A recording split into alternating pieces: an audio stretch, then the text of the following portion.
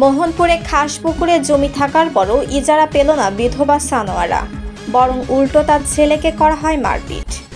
নিজস্ব প্রতিবেদক M M মামুনের পাঠানো তথ্যচিত্রে বিস্তারিত।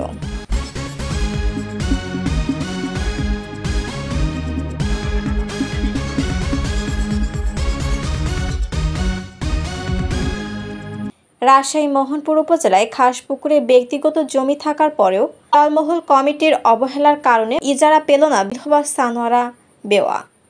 এ বিষয়ে রাজশাহী জেলা প্রশাসকের কাছে আবেদন করেছেন ভুক্তভোগী বিধবা সানোয়ারা বেওয়া।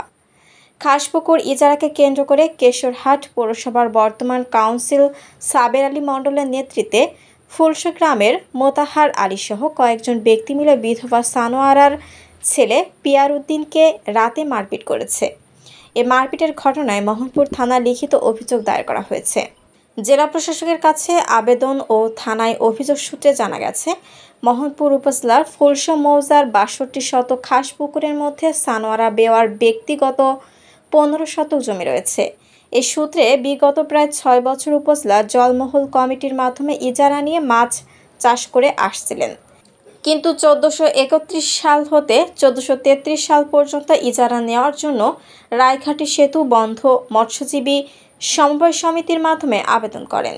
সেতু বন্ধন মৎস্যজীবী সমবায় সমিতির কাগজপত্রের সমস্যা দেখিয়ে জলমহল কমিটি তাকে পুকুরটি ইজারা না দিয়ে অন্য সমিতিকে খাসপুকুরটি ইজারা প্রদান করেন।